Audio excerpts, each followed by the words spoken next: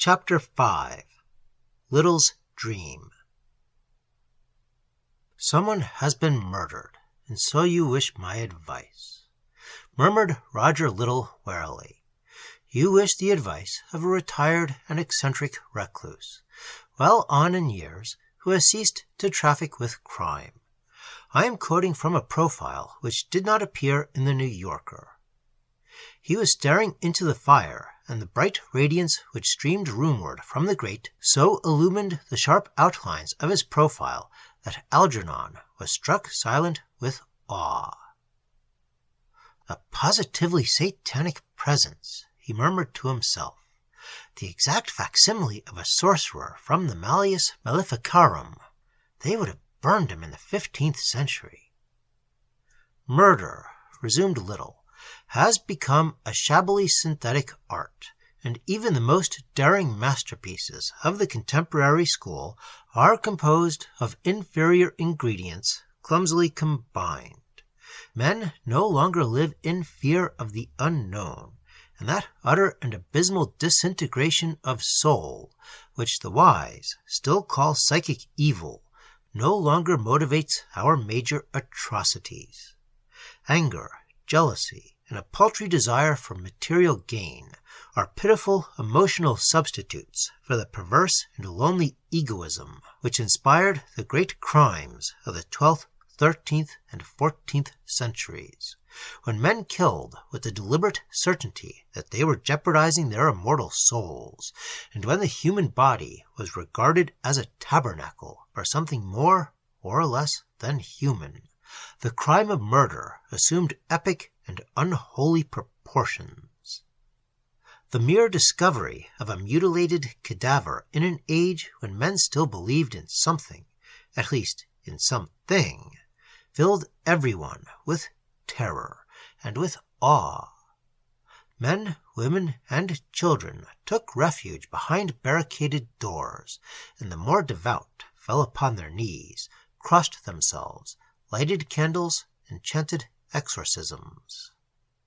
But in this decadent age, when a human being is assassinated, society merely shrugs its shoulders and relinquishes the sequel to the police. What have the police to do with the sacrament of evil in our midst?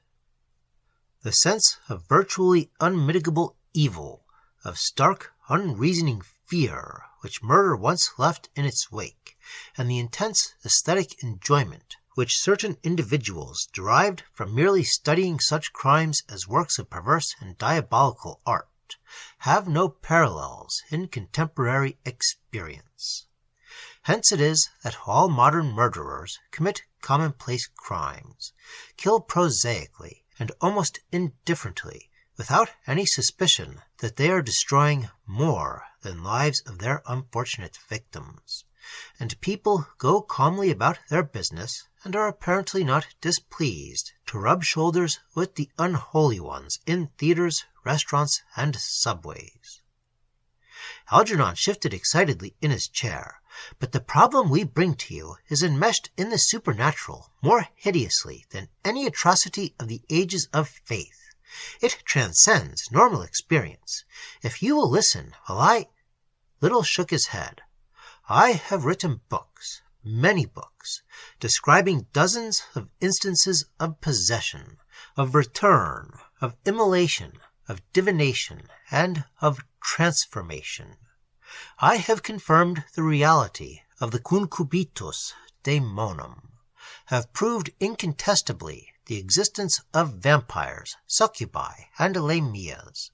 I have slipped not too unwillingly into the warm and clinging arms of women 5 centuries dead." He shuddered. "But what I have experienced in this very room is no more than a flickering shadow, swift passing and obscurely glimpsed, of the horror that lurks godlessly in undimensioned space. In my dreams I have heard the nauseous piping of its glutinous flutes, and I have seen, terribly for an instant, the nets and trawls with which it angles for men." "If you are convinced that such a horror exists," Algernon began, But Little would not let him finish. My books have left most of my readers totally unconvinced, for it would disturb them to believe that I am not mentally unbalanced. He went on quickly. Erudite and brilliant, but as mad as Bruno when he was burned at the stake for refusing to keep his speculations about the nature of the physical universe to himself. He rose passionately to his feet. So, I've definitely renounced the collection and correlation of facts, he said. Hereafter, I shall embody my unique convictions in the eloquent and persuasive guise of a fable. I shall write a novel. The art of fiction, as a purveyor of essential truth, has innumerable advantages, which detached and impersonal utterance must of necessity lack. The fictioneer can familiarize his reader gradually with new and startling doctrines, and avoid shocking them into a precipitous retreat into the shell of old and conventional beliefs. He can prevent them from succumbing to prejudice before they have grasped 1/4 of the truths he is intent upon promulgating.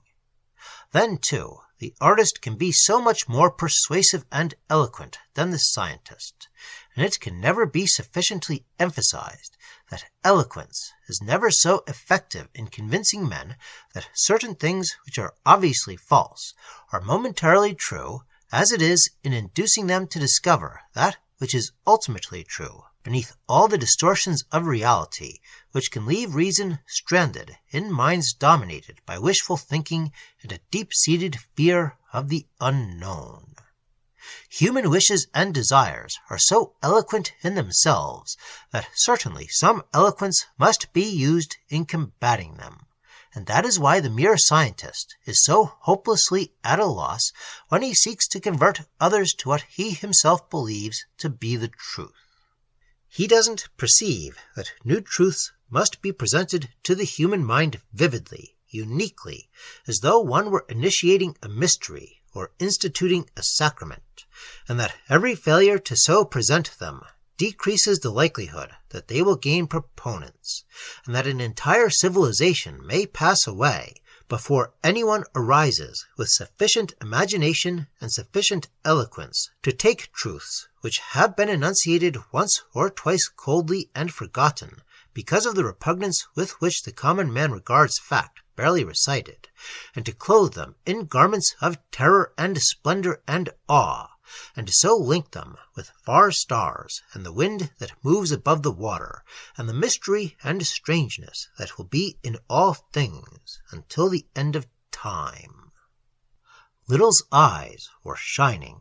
I have determined, he said, to thrust aside the veil as fearlessly as Blake must have done when he wrote of a new heaven and a new earth, to fashion a garment so mind-beguiling in its beauty that the ultimate revelation will remain cloaked until a spell has been cast which will permit of no drawing back, no craven surrender to fear.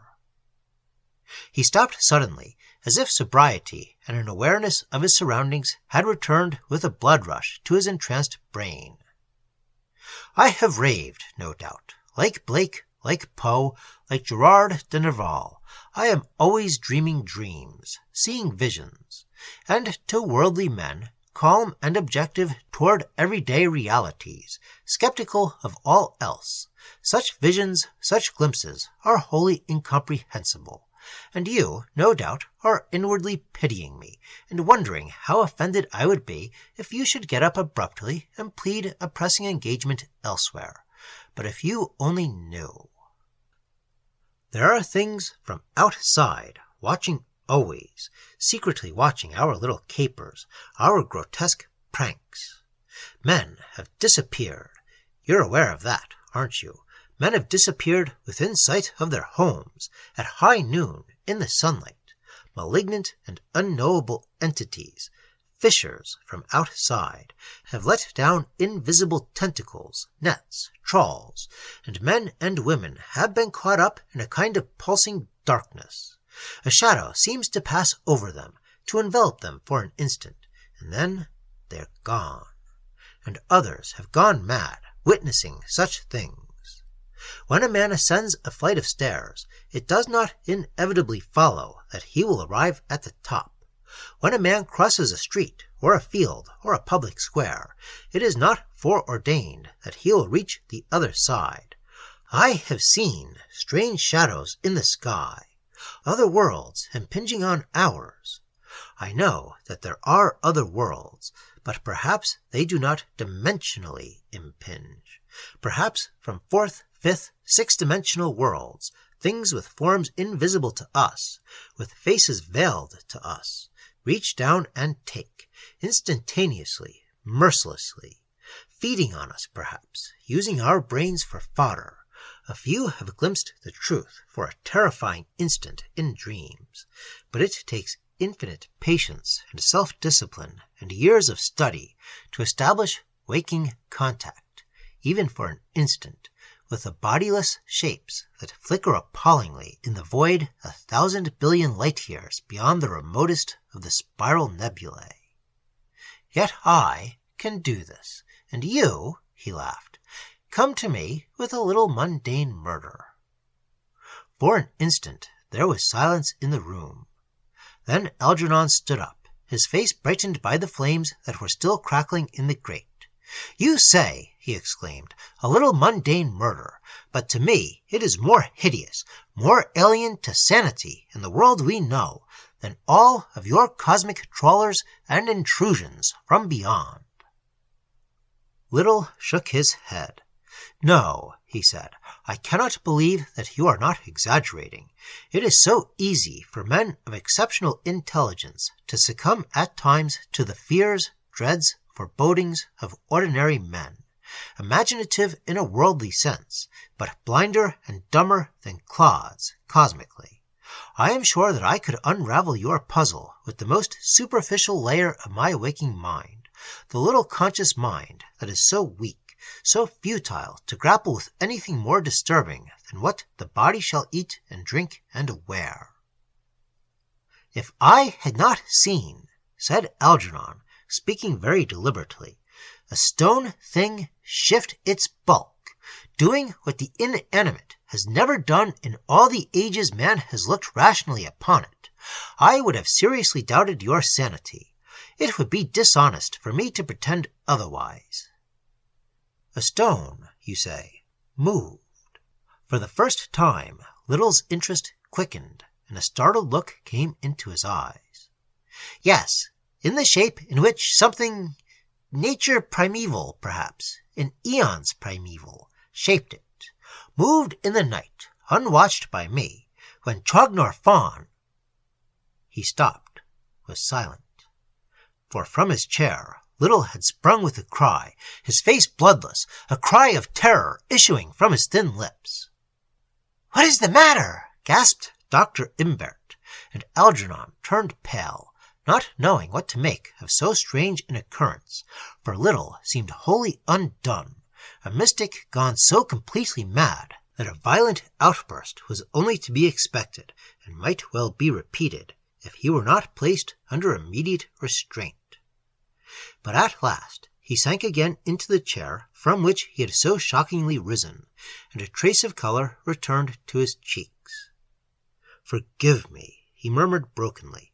"Letting go like that was inexcusable. But when you mentioned Chognor Fawn, I was, for an instant, mortally terrified." He drew a deep breath. The dream was so vivid that my mind rejected instantly a symbolic or allegorical interpretation. That name especially, Chognor Fawn. I was certain that something, somewhere, bore it, that the ghastliness that took Publius Lebo on the high hills was an actuality, but not, I had hoped, an actuality for us. Something long past, surely, a horror of the ancient world that would never return to— He broke off abruptly, seeming lost in thought. "Tell me about it," he entreated after a moment. With bloodless lips, Algernon related once again the history of Chognor Fawn as it had been related to him by Ullman, enhancing a little its hideousness by half-guesses and surmises of his own. Little listened in tight-lipped silence, his face a mask, only the throbbing of the veins on his temples betraying the agitation which racked him. As Algernon concluded, the clock on the mantel, a tall, negro-colored clock with wings on its shoulders, and a great yellow ocean spider painted on its opalescent face, struck the hour. 11 even strokes pealed from it, shattering the stillness that had settled for an instant on the room. Algernon shivered, apprehensive at the lateness of the hour, fearful that in his absence Chognar Fawn might move again. But now Little was speaking, striving painfully to keep his voice from sinking to a whisper. "I had the dream last Halloween," he began, "and for detail, color, and somber, brooding menace, it surpasses anything of the kind I've experienced in recent years. It took form slowly, beginning as a nervous move from the atrium of my house into scroll-lined library to escape the sound of a fountain, and continuing as an earnest and friendly argument with a stout, firm-lipped man about 35, with strong, pure Roman features, and the rather cumbersome equipment of a legatus in active military service. Impressions of identity and locale were so nebulous and gradual in their unfoldment as to be difficult to trace to a source, but they seem in retrospect to have been present from the first. The place was not Rome, nor even Italy, but the small provincial municipium of Calagurris, on the south bank of the Iberus, in Hispania Citerior.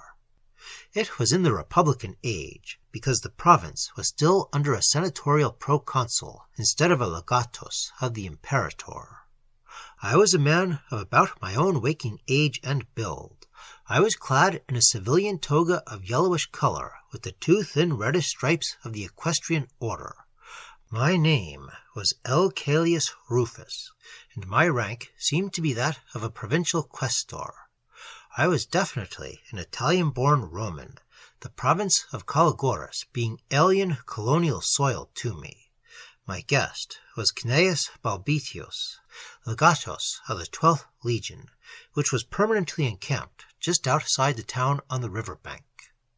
The home in which I was receiving him was a suburban villa on a hillside south of the compact section, and it overlooked both town and river.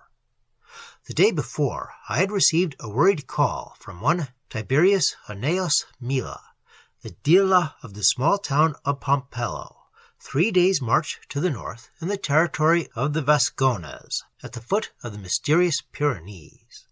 He had been to request Balbitius to spare him a cohort for a very extraordinary service on the night of the calends of November, and Balbitius emphatically refused. Therefore, knowing me to be acquainted with P. Scribonius Libo, the proconsul at Tarraco, he had come to ask me to lay his case by letter before the official. Mila was a dark, lean man of middle age, of presentable Roman features, but with the coarse hair of a Celtiberian. It seems that there dwelt hidden in the Pyrenees a strange race of small dark people, unlike the Gauls and Celtiberians in speech and features, who indulged in terrible rites and practices twice every year, on the calends of Maius and November. They lit fires on the hilltops at dusk, beat continuously on strange drums, and horribly all through the night.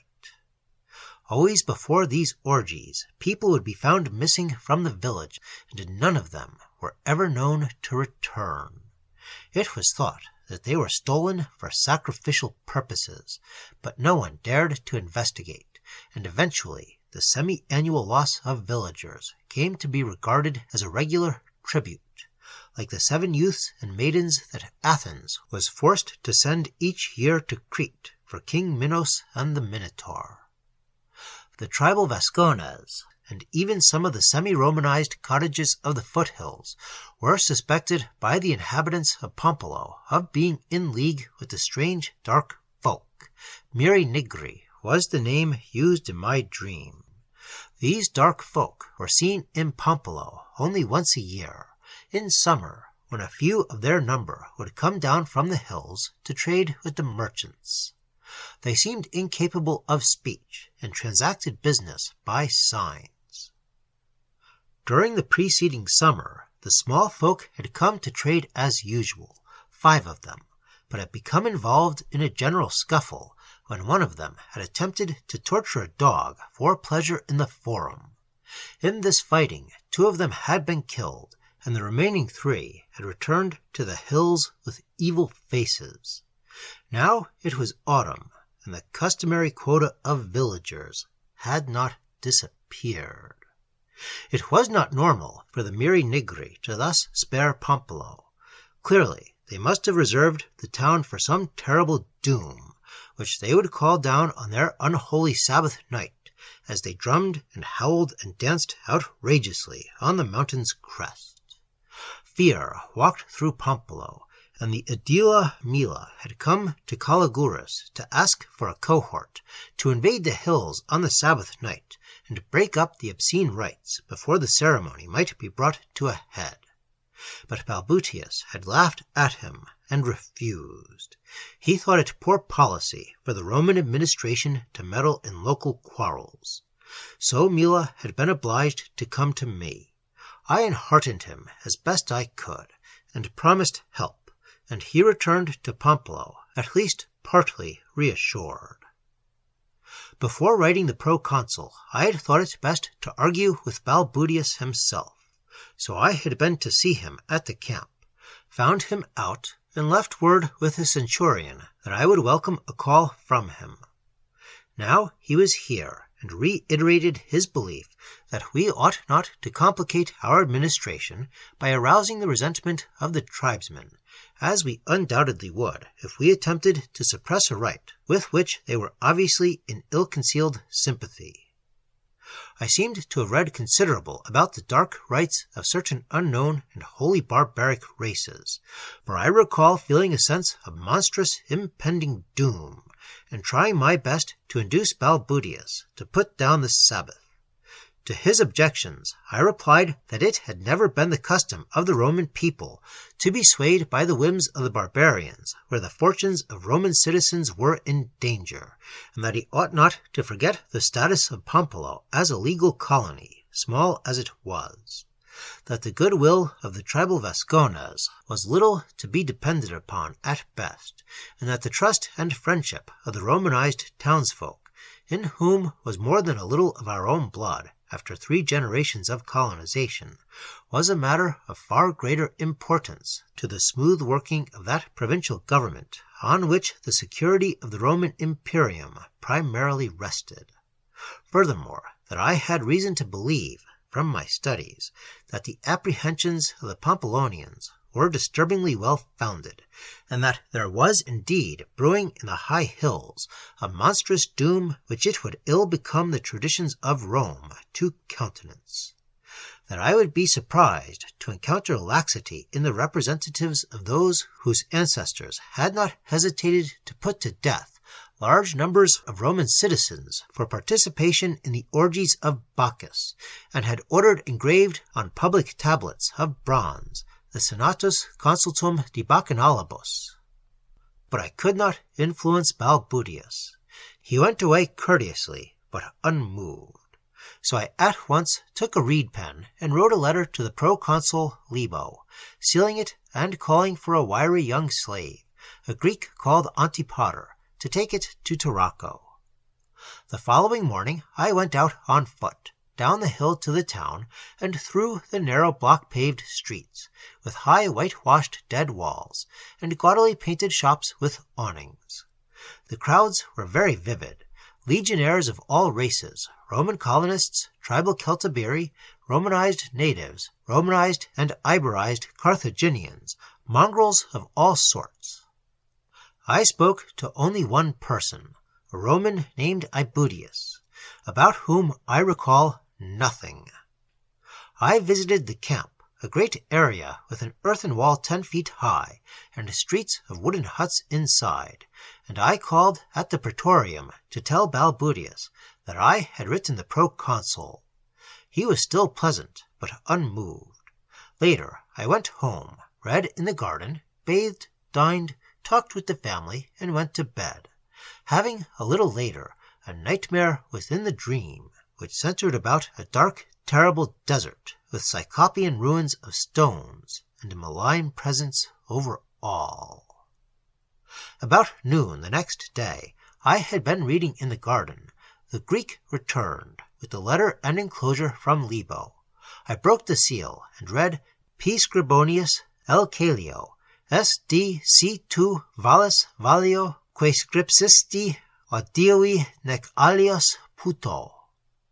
In a word, the proconsul agreed with me, had known about the Miri-Nigri himself, and enclosed an order for the advance of the cohort to Pompeii at once, by forced marches, in order to reach the doom-shadowed town on the day before the fatal calends.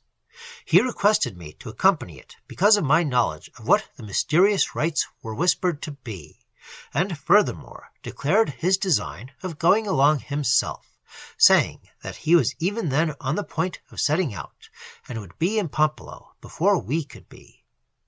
I lost not a second in going personally to the camp and handing the orders to Balbudius, and I must say he took his defeat gracefully.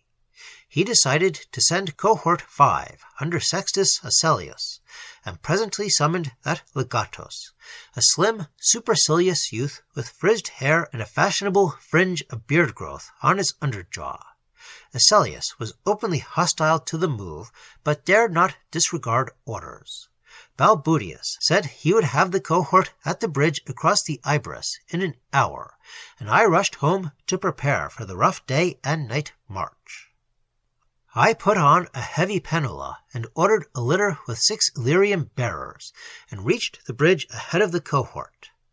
At last, though, I saw the silver eagles flashing along the street to my left, and Balbudius, who had decided at the last moment to go along himself, rode out ahead and accompanied my litter ahead of the troops as we crossed the bridge and struck out over the plains toward the mystic line of dimly glimpsed violet hills.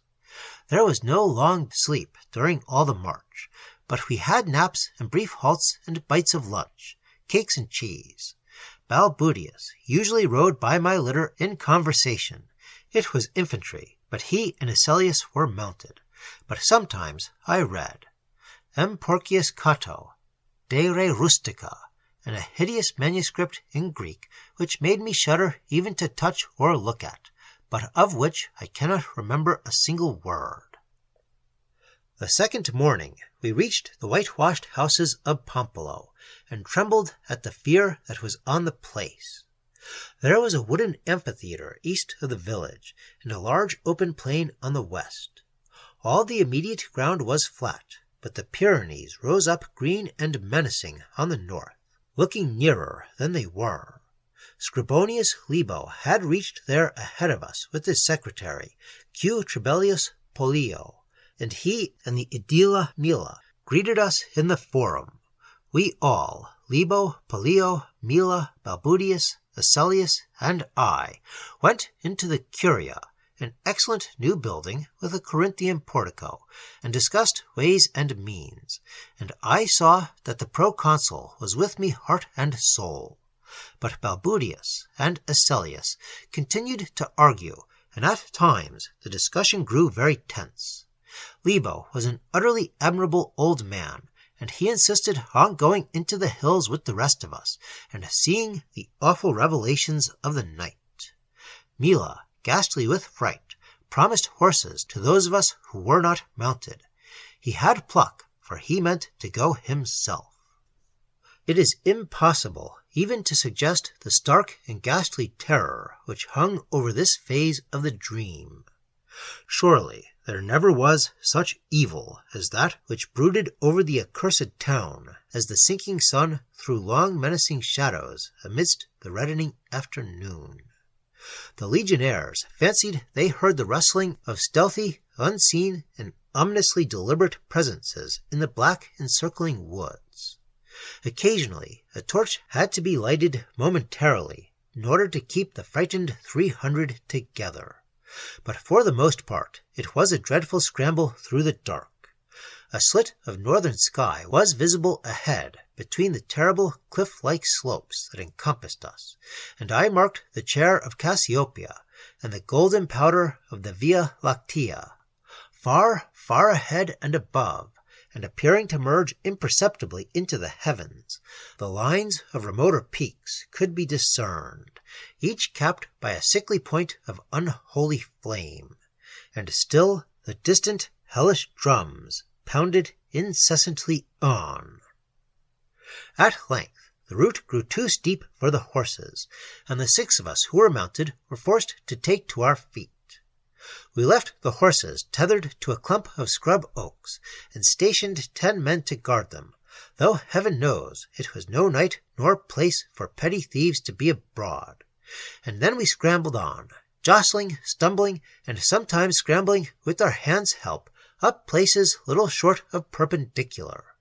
Suddenly a sound behind us made every man pause, as if hit by an arrow. It was from the horses we had left, and it did not cease. They were not neighing, but screaming. They were screaming, mad with some terror beyond any this earth knows. No sound came up from the men we had left with them. Still they screamed on, and the soldiers around us stood trembling and whimpering and muttering fragments of a prayer to Rome's gods, and the gods of the East, and the gods of the barbarians. Then there came a sharp scuffle and yell from the front of the column, which made Asellius call quaveringly for a torch. There was a prostrate figure weltering in a growing and glistening pool of blood, and we saw by the faint flare that it was the young guide Accius. He had killed himself because of the sound he had heard. He, who had been born and bred at the foot of those terrible hills, and had heard dark whispers of their secrets, knew well why the horses had screamed. And because he knew, he had snatched a sword from the scabbard of the nearest soldier, the centurion P. Vibulanus, and had plunged it full length into his own breast. At this point pandemonium broke loose because of something noticed by such men as were able to notice anything at all. The sky had been snuffed out. No longer did Cassiopeia and Via Lactea glimmer betwixt the hills, but stark blackness loomed behind the continuously swelling fires on the distant peaks, and still the horses screamed, and the far-off drums pounded hideously and incessantly on. Cackling laughter broke out in the black woods of the vertical slopes that hemmed us in, and around the swollen fires of the distant peaks we saw prancing and leaping the awful and cyclopean silhouettes of things that were neither men nor beasts, but fiendish amalgams of both. Things with huge flaring ears and long waving trunks that howled and gibbered and pranced in the skyless night, and a cold wind coiled purposively down from the empty abyss, winding sinuously about us till we started in fresh panic, and struggled like Laocoon and his sons in the serpent's grasp. There were terrible sights in the light of the few shaking torches. Legionnaires trampled one another to death and screamed more hoarsely than the horses far below. Of our immediate party, Trebellius Pollio had long vanished, and I saw Mila go down beneath the heavy collegae of a gigantic Aquitanian. Balbudius had gone mad, and was grinning and simpering out an old Fescennine verse, recalled from the Latin countryside of his boyhood. Asellius tried to cut his own throat, but the sentient wind held him powerless, so that he could do nothing but scream and scream and scream above the cackling laughter and the screaming horses and the distant drums and the howling colossal shapes that capered about the demon fires on the peaks. I myself was frozen to the helplessness of a statue, and could not move or speak. Only old Publius Libo, the proconsul, was strong enough to face it like a Roman. Publius Scribonius Libo, who had gone through the Jugurthine and Mithridatic and social wars. Publius Libo, 3 times praetor and 3 times consul of the Republic, in whose atrium stood the ancestral forms of 100 heroes. He, and he alone, had the voice of a man, and of a general and triumphator. I can see him now, in the dimming light of those horrible torches, among that fear-struck stampede of the doomed. I can hear him still, as he spoke his last words, gathering up his toga with the dignity of a Roman and a consul. Malicia vetus est, venit tandem venit. And then the wooden encircling slopes burst forth with louder cackles, and I saw that they were slowly moving. The hills, the terrible living hills, were closing up upon their prey. The Miri Nigri had called their terrible gods out of the void. Able to shriek at last, I awoke in a sea of cold perspiration. Caligoris, as you probably know, is a real and well-known town of Roman Spain, famed as the birthplace of the rhetorician Quintilianus. Upon consulting a classical dictionary, I found Pompeii also to be real, and surviving today as the Pyrenean village of Pamplona. He ceased speaking, and for a moment the 3 men were silent. Then Algernon said, "The Chinaman had a strange dream too. He spoke of the horror on the mountains, of great things that came clumping down from the hills at nightfall." Little nodded. "Mongolians, as a rule, are extremely psychic," he said. "I have known several whose clairvoyant gifts were superior to a yoga adept's often astounding feats of precognition." "And you think that Si-Ho's dream was a prophecy?" whispered Imbert. "I do. Some monstrous unfettering is about to take place. That which for 2,000 years has lain somnolent will stir again, and the great things will descend from their frightful lair on the Spanish hills, drawn cityward through the will of Chognar Fawn. We are in propinquity to the primal hidden horror that festers at the root of being, with the old hidden loathsomeness which Greeks and Romans veiled under the symbolic form of a man-beast, the feeder, the all. The Greeks knew, for the horror left its lair to ravage, striding eastward in the dawn across Europe, wading waist-deep in the dark Ionian seas, looming monstrous at nightfall over Delos and Samothrake and far-off Crete. A nimbus of star foam engirdled its waist. Suns, constellations gleamed in its eyes, but its breath brought madness, and its embrace death. The feeder, the all. The telephone bell at Little's elbow was jangling disconcertingly. Stretching forth a tremulous hand, he grasped the receiver firmly and laid it against his cheek. "Hello?" he whispered into the mouthpiece. "What is it? Who is speaking?" "From the Manhattan Museum." The word smote ominously upon his ear. "Is Mr. Algernon Harris there? I phoned Dr. Imbert's house, and they gave me this number." "Yes, Harris is here." Little's voice was vibrant with apprehension. "I'll call him." He turned the instrument over to Algernon and sank back exhaustedly in his chair.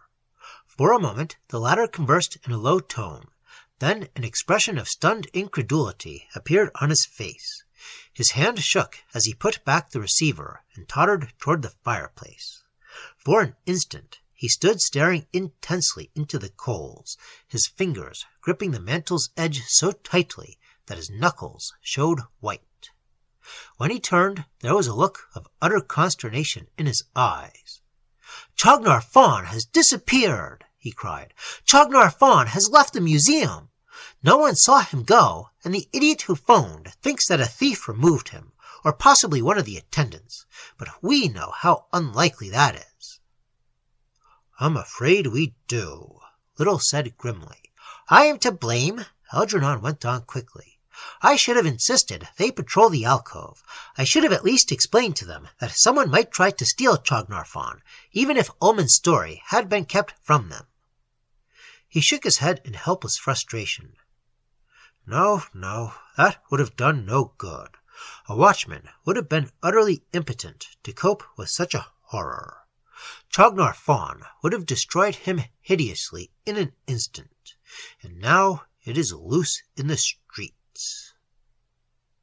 He walked to the window and stared across the glittering harbor at the darkly looming skyline of Lower Manhattan.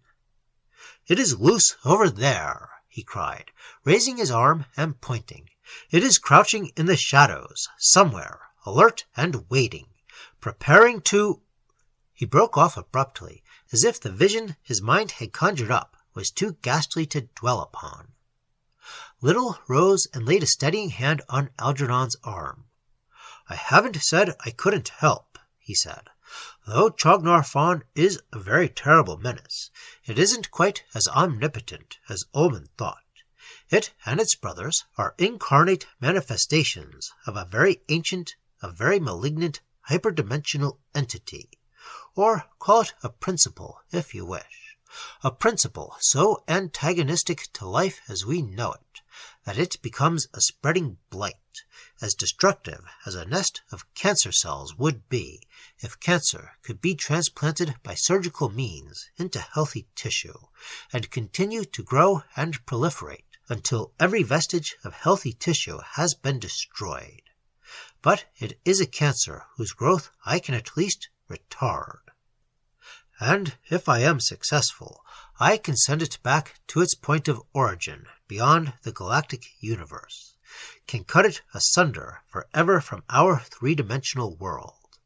Had I known that the horror still lurked in the Pyrenees, I should have gone months ago to send it back.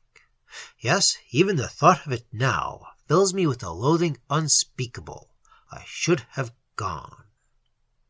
I am not, he continued, a merely theoretical dreamer, though I am by temperament disposed toward speculations of a mystical nature. I have forged a very concrete and effective weapon to combat the cosmic malignancies. If you'll step into my laboratory, I'll show you something which should restore your confidence in the experimental capacity of the human mind, when there is but one choice confronting it: to survive or go down forever into everlasting night and darkness.